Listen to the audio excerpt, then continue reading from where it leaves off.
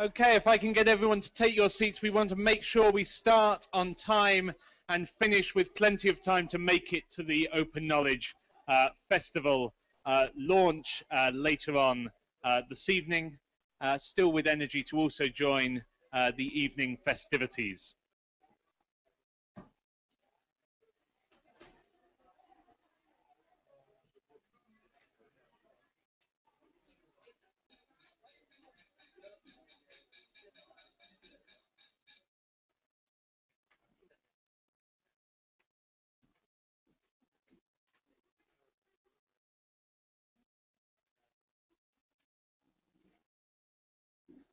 So, as was discussed earlier, the focus of our work has been on open data in use and exploring those emerging impacts. And one of those spaces in which both that is researchable and also we want to keep exploring and has come out of the work is in different specific sectors. Each has its own governance settings, its own issues, its own data sets. And we've got 4 panelists to have our final session on sectors, similar formats previously, so start thinking of the questions you want to ask, and then we'll wrap up at the end. So over to Fabrizio.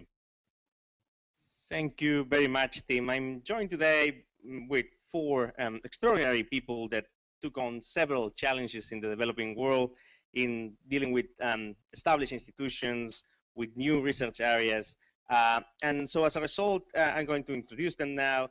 So we have Sandra Elena from Argentina, from CIPEC, which is a think tank dealing with several governance issues in Argentina, and she will introduce her work briefly. Then we have Francois Schoolbeck. That will be, no, okay, but I tried, right? I think I made my best, good. And he's an independent researcher based in South Africa who has been dealing with the use of open data in universities with his team. Then we have Nidhi Sivatava, sort of. Well done. Yes, good. And so essentially, she has been looking at the use of open data in extractive industries, in particular in energy in India.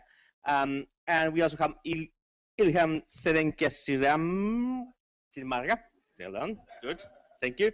And Ilham has been looking at budget issues in Indonesia. So these are extremely complex topics when we approach to map them and to understand them. So it's not that just people open data and fix stuff. It's actually a bit more complex. So I'm going to let them introduce their work to essentially state and tell us a bit more about their organizations and the research questions they face. Thank you, Fabrizio. I'm Sandra Elena. Good afternoon, everybody. I'm from CIPEC, from Argentina. CIPEC is an NGO and think tank based in Buenos Aires, and we are a center for study of public policies. I am the director of the Justice and Transparency Department, and in this case, we conducted a research on emerging impacts of the use of open data in the judiciary in Argentina, Chile, and Uruguay. We selected 3 countries because they have promoting open data or access to information policies at the executive level, and also in some cases at the Congress level.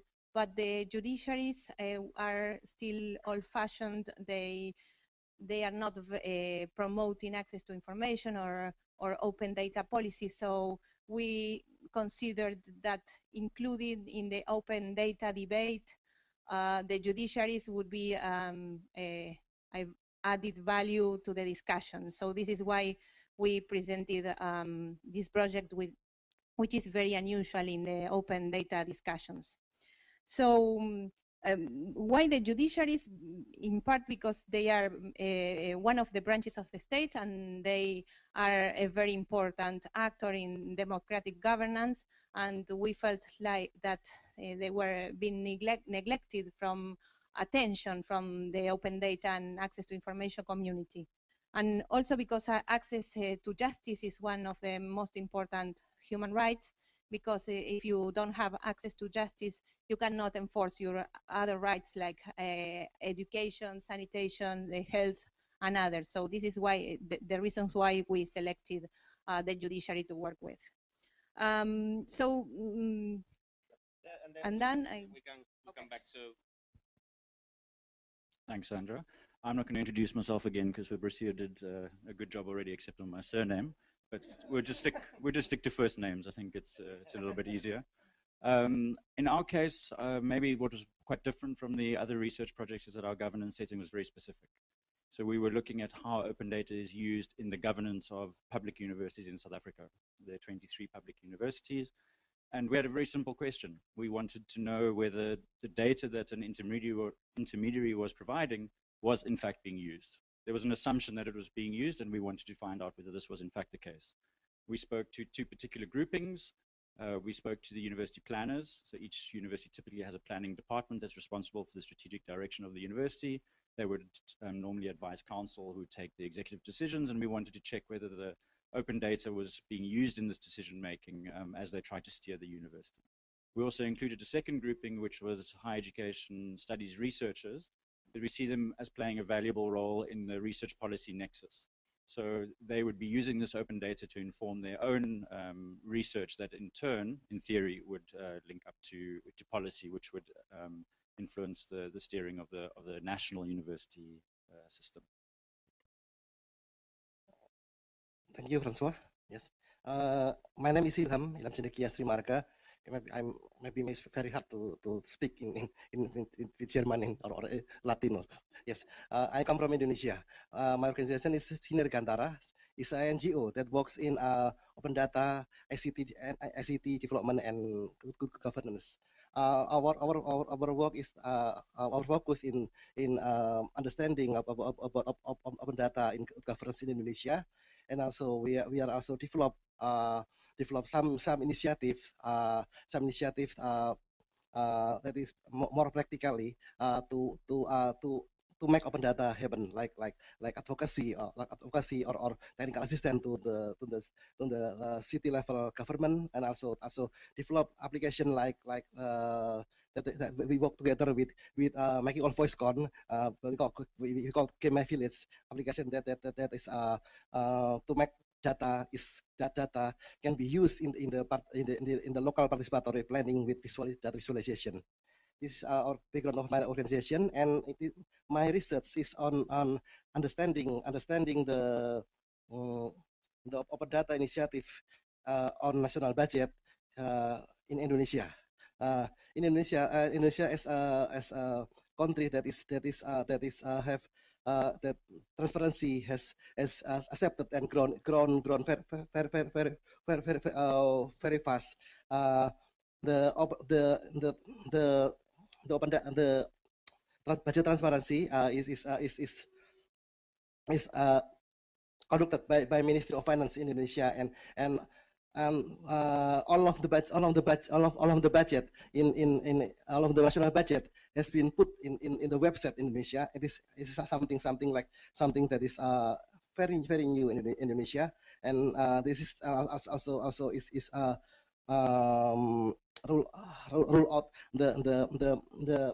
the pessimistic about budget is very sensitive issue. But now the central government have been make it on the website. But there is some question for us from industry research on about how the use on this initiative, and how is also the impact from this. Good afternoon, everybody. I'm Nidhi Srivastav from TERI, the Energy and Resources Institute. In the study that we undertook, what we did was to review the availability and accessibility of open government data in energy extractive resources. We focused on coal and oil and gas upstream issues there.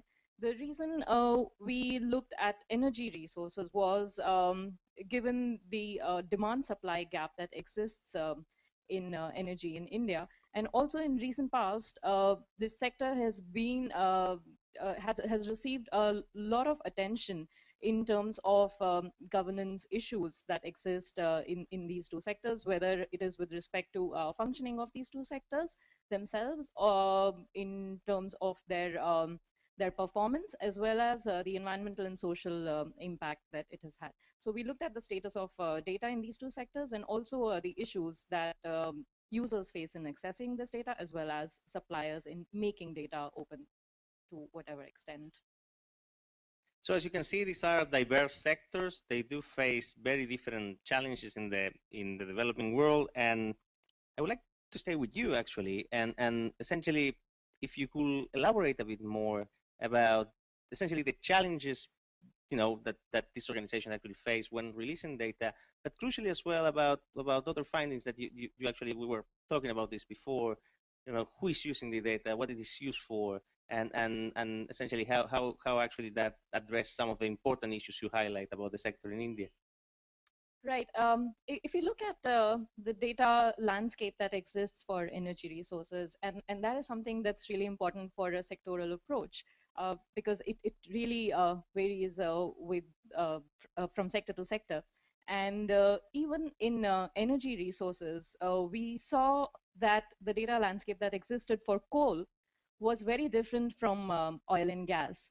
And the number of players that existed, the number of stakeholders, both in terms of suppliers, users, as well as the intermediaries that existed in making data available and accessible to people. It was huge, you know, a large number of people. And what we found was that it was so complex that there was a lot of data that just did not exist. And during the break, people were asking me, oh, you did a study on energy data. Does any data exist at all? So that there is a large amount of data that is like that. But the second and the most important category of data is data that is available but not accessible to public. And that is due to a variety of reasons in terms of accessing, because it is fragmented. There are barriers to accessing it in terms of confidentiality, and sometimes governments are extra cautious. They don't know, they are not willing to put them subject to any kind of scrutiny or accountability there. And also, where data is made accessible, it is more often not usable.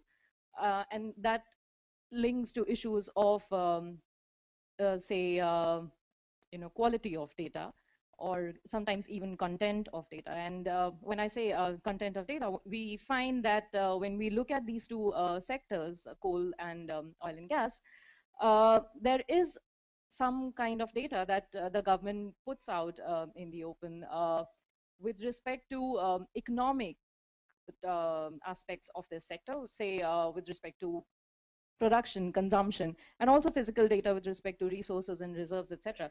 But there is a huge gap when it comes to environmental and social data, where both these sectors have an enormous impact on the environment, as well as people, communities. And these two areas are where data is just not accessible to people, even where it exists with the government.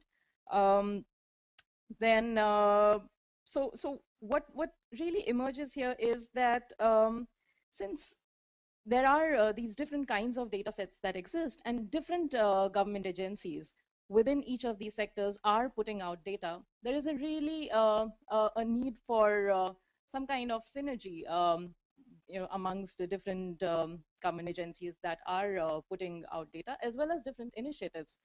Because the Open Government Data portal and the open data policy in India is fairly new, but the government machinery has been collecting and publishing data in these two sectors for really long.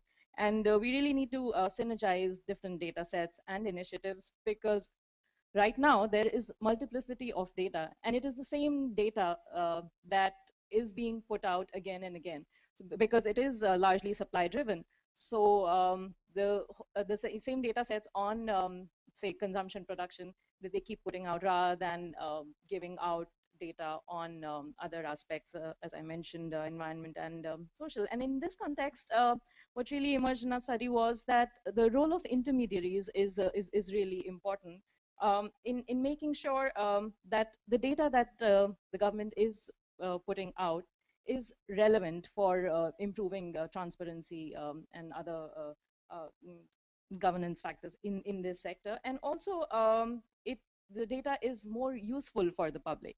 And it's not just some numbers, but making sure that it really makes government accountable for these two sectors. That's very good. I really like this distinction between is it available, accessible, usable, and there seems to be a lot of governance issues around, which goes well beyond data, but more about power structures and people who has control on the data, and eventually the role of intermediaries. I think that this is quite interesting in an area which is complex and highly debatable. I would like to move to an area which should be more or less complex in a way, because data should be available and accessible, such as the university's realm, basically. And then I would like to hear Francois about whether is that true, is that accessible, that available, and if so, actually people actually benefit of that? Is something happening there? I think I'm going to take one step back. There are quite a few findings, and I'm not going to elaborate on all of them. I'll try and address your question in particular. Some people have made some quite rude comments about my poster, particularly the color scheme. But what they don't realize is I can point to my poster very easily. It's the bright one in the middle. And you'll find on that poster a fairly crude attempt at plotting an ecosystem. And a lot of the findings relate to that interaction in that ecosystem. So to come back to your question about the availability and the use of data, I think what we found specifically is that there are several suppliers in the ecosystem. In fact, there are 3 suppliers. One is government itself. They put their own data up on the website. This data comes from a closed database that's not accessible. Nevertheless, there are 2 other intermediaries that work in the ecosystem, and they are very different. One is an NGO. It receives funding and it accesses this data from government and makes it available on its website via a particular platform. And then there's this third provider, which is a private company. And that private company takes the very same data from the government and sells it back to the universities. And the universities subscribe to the data. So the sort of linear or consequential links that we might assume exist don't always exist in a data ecosystem. And I say data ecosystem, not necessarily open data ecosystem, because I think there's an interplay between open and closed data that we need to be mindful of. That's quite interesting. This idea of intermediate keystone species, I think, is the word in that. It's actually, you can look at it from here. I mean, yeah, it's quite noticeable. And I think that the role of intermediates again emerge. So coming back then to what seems to be more discrete institutions that they essentially are there, but we don't usually pay too much attention to them.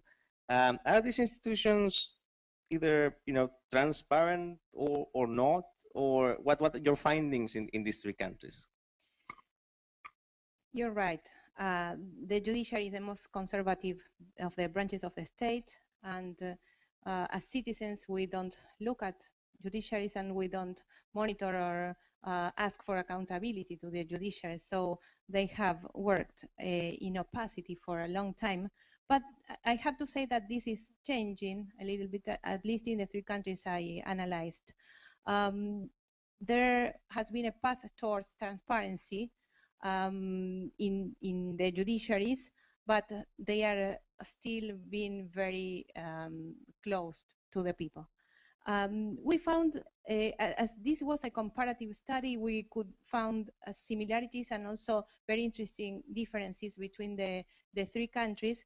And one of the questions is about the country context in terms of transparency and open government, if this affects or not the judiciaries. And we found different situations. For example, in Chile, there is a transparent country context and also a more transparent judiciary.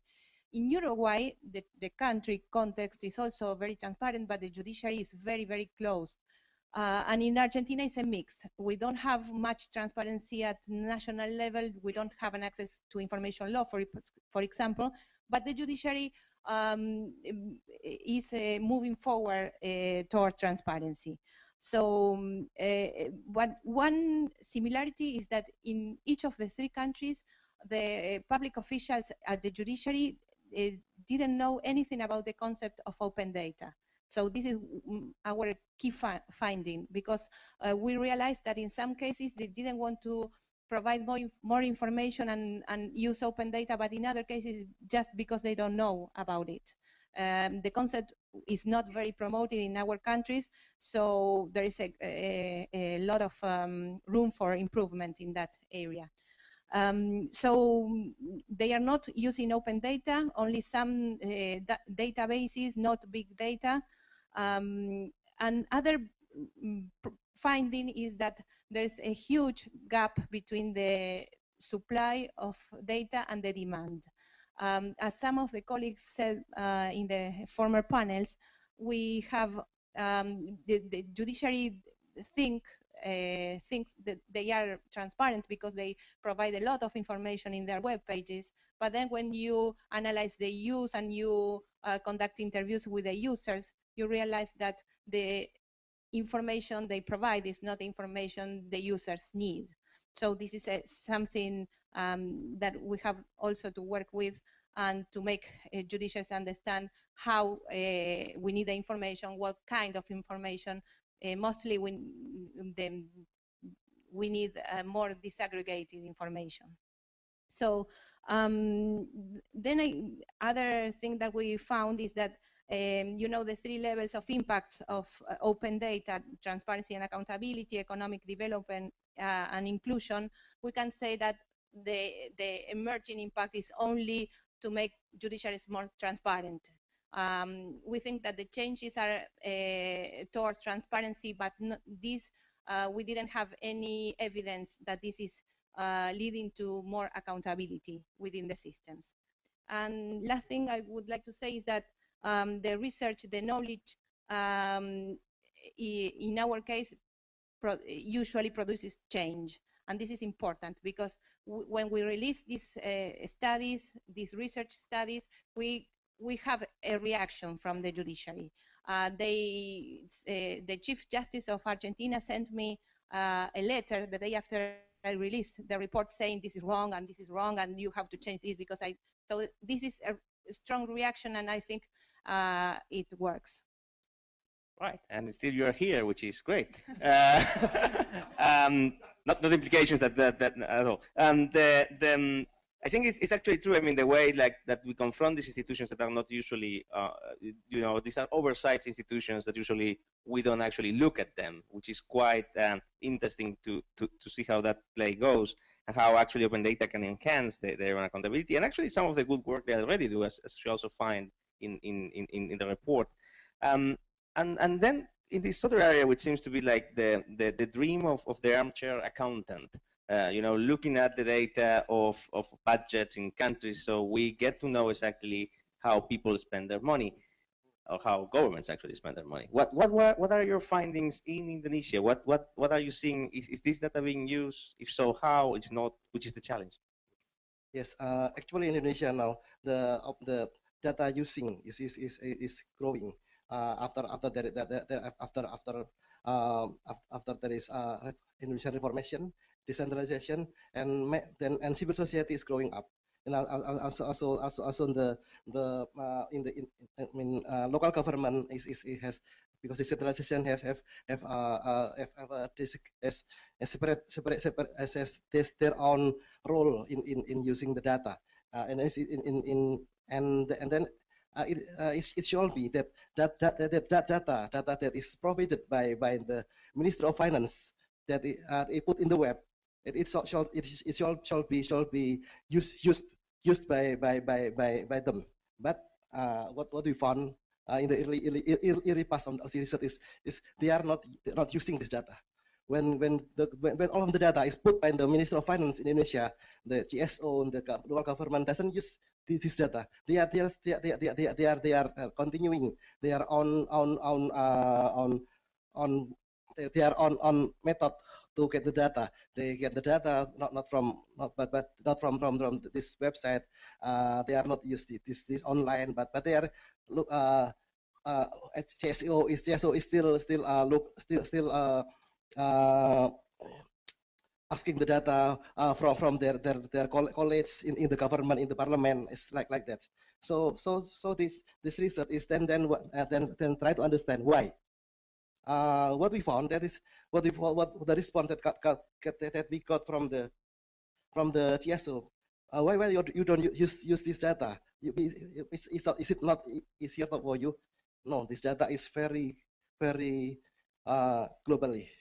This data is national level data. Is globally. Is aggregate data. And the demand set is need the data that is more that have context. Well, the data in the website doesn't have context. So what we found is that transparency is only transparency is not enough. It is must be that there are more than transparency. That is how the data must be must be linked with the context, like with map with other local information that it will be make the people understand about the data. And also in the supply side level, what we found that is why our main question is about why what is your expectation about the impact. It's like that, and the answer is like this: the impact is not our side. The impact is civil civil society side, or what our that is our responsibility is to provide the data open, because it is asking is obligated by the rules. And when the data is open, we have accountable. So there are some like issue accountability versus like what my colleague said about accountability versus fulfillment of the information service. This is our found. Okay, that's interesting, because in a way, context seems to be, I mean, it's, you know, in a way, it seems to be very relevant as a result of, like, not only aggregate data will actually make it useful, but contextualized to the needs of people seems to be, which is a long and difficult work to do and achieve meaningfully. I wanted to open up to the public, essentially, to either you have questions, comments about what our panelists were saying, and essentially to keep exploring these areas. If you have issue-specific areas, or if you have more broader questions, you're more than welcome to ask. We understand we are standing between you and the last panel. It's the next train coming. We understand that, but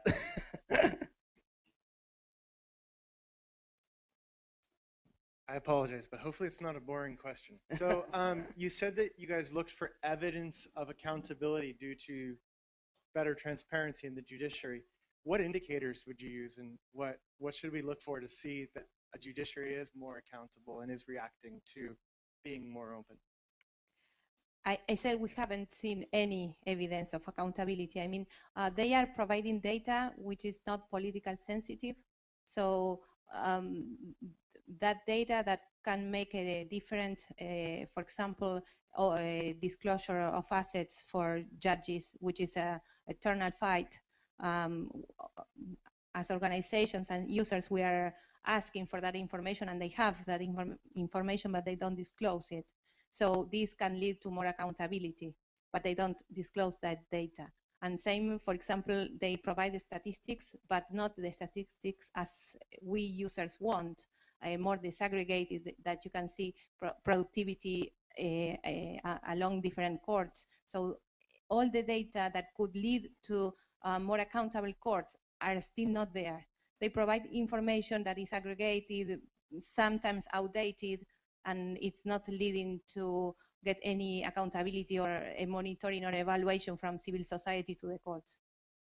For instance, there was this issue about the appointments of judges in Argentina, I remember, right? And that information about the appointment is not transparent at all. I mean, is that the case? It is not, that is not transparent. You have the rules online, you have the candidates, but then there are some room for discretion, but it doesn't have to, it's not related to open data, and it's related to the institutional arrangements, Right. mostly. Still, some of the sessions are closed, so you cannot see the interviews. So in that aspect, it may be opaque. But we have a second question from the auditorium. Thank you very much. Carol Excel from the World Resources Institute and the Access Initiative. I was very interested in your comment about the lack of access to environmental and social data in India, and I wanted to know if you could talk a little bit more about what types of data you actually look for and what justifications, if any, were provided for refusal of that information. And if you could talk about differences a little between the different resources, if there were similarities across all or there were differences. Thank you very much. So in terms of environmental data for these two sectors, we were looking mostly at different levels. One, looking at deforestation, lack of forest cover, because a lot of coal reserves are in forest areas. So we were looking at that, and how much of actual forest cover is being lost. There are records, but it is not openly and easily accessible to the public. And for this, the excuse, what you're asking, what kind of excuse is given for not giving. So we did not have governments saying that, okay, this is a confidentiality issue, we will not give it to you or anything. But the barrier that existed in accessing this data was more in terms of timeliness and getting this data in a comprehensive and in a complete manner.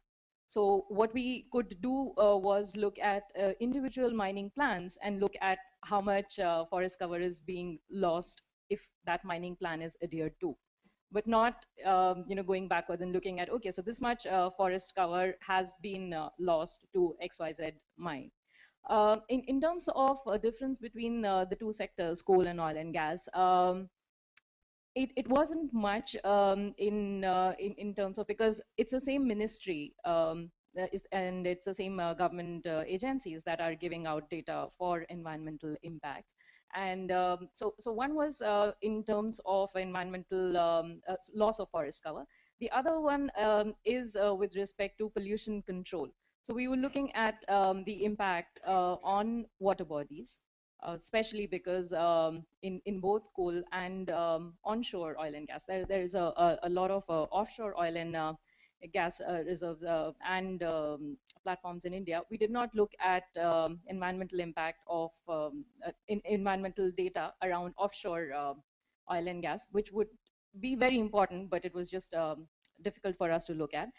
So looking at data in terms of quality of water bodies and air quality, we found that there are pollution control boards in India, and then there are central, and then there are state pollution control boards.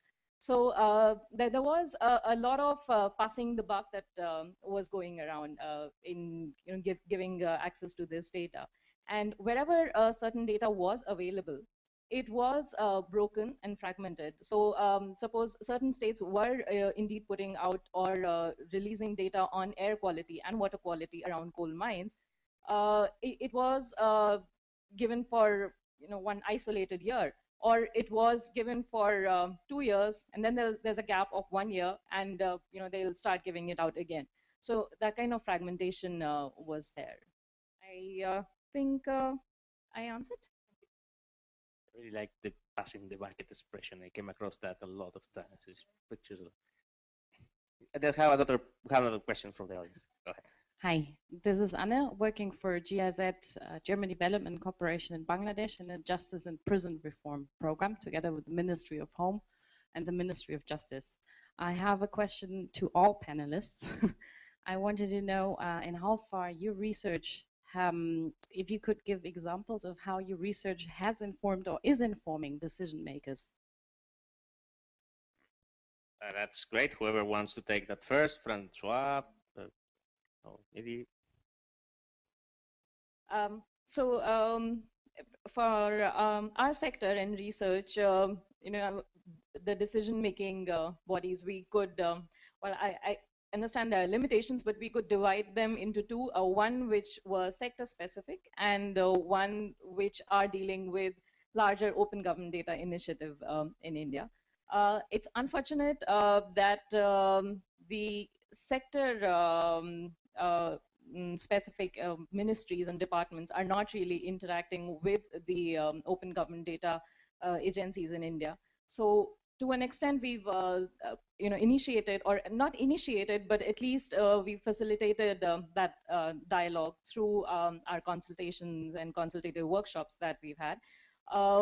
And we've also tried to connect with the Open Data Portal nodal agency in India, and we're trying to help them. And this is something that we hope to do with this study and further to help them understand what the demands of users are, because right now the Open Data Initiative is very heavily supply driven. The government is giving out data, whatever is the most convenient, as we heard about justice as well. So whatever is most convenient, we just.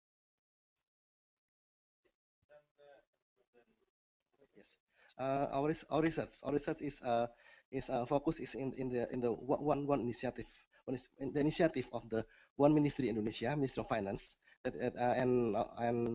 and we also work with other initiative open data. Actually, the Ministry of Finance initiative is not open data. It's but about budget transparency. But some some official said that it's in the embryo open data, and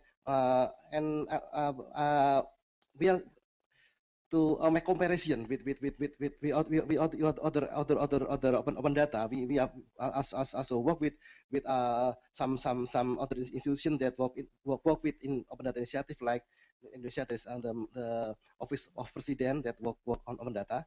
And also there is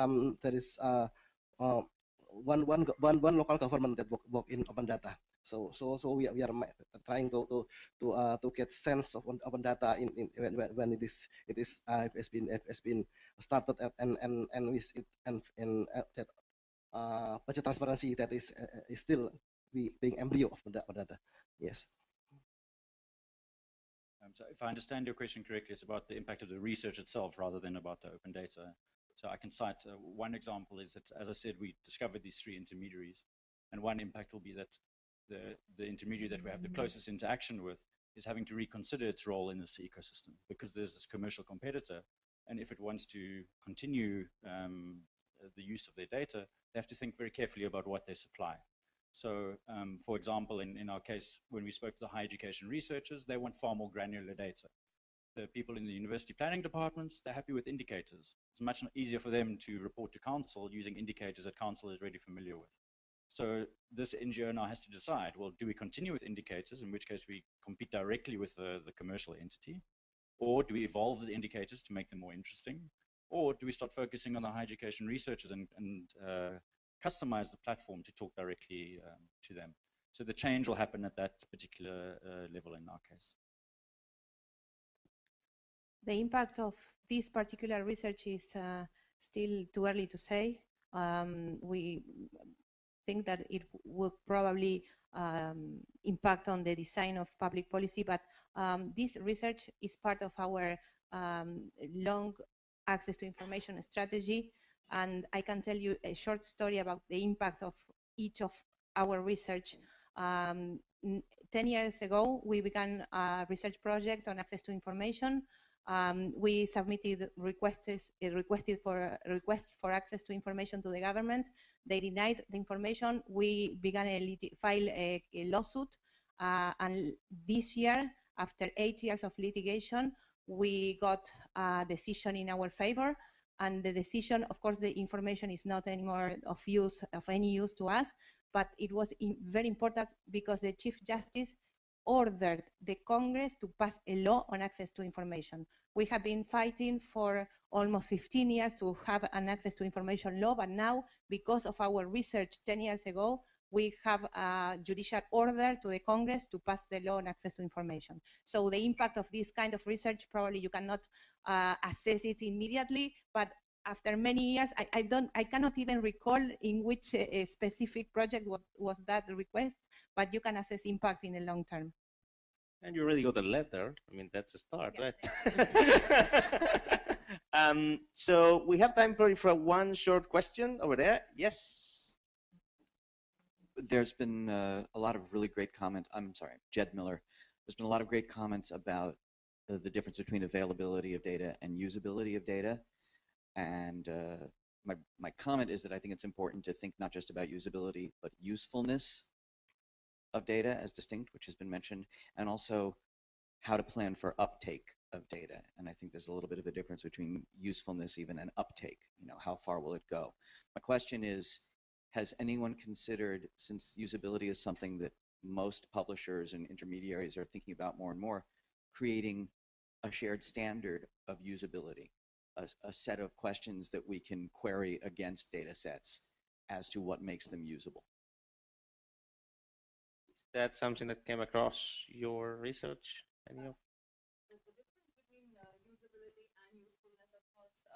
The difference between usability and usefulness, of course, came up again and again, but not so much, with respect to uptake, I think.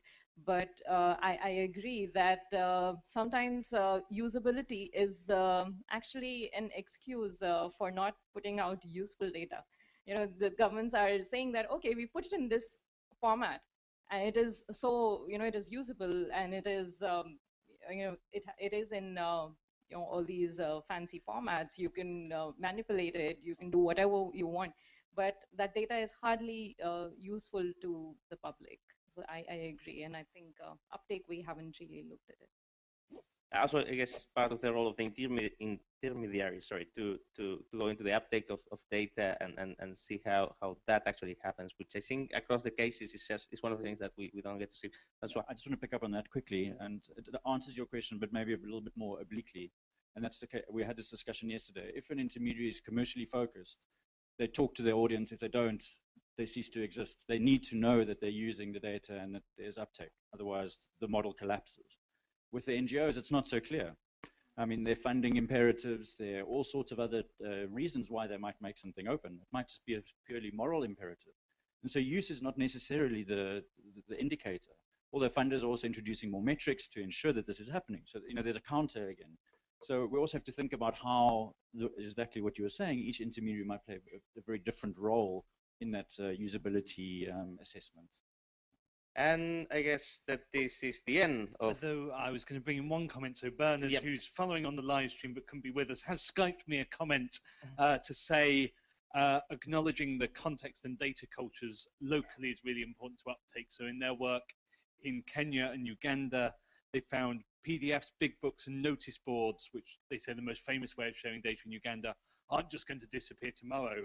So thinking about how to interface with those traditional routes of uptake, routes of access to information in specific sectors, in specific areas where those are actionable is really key.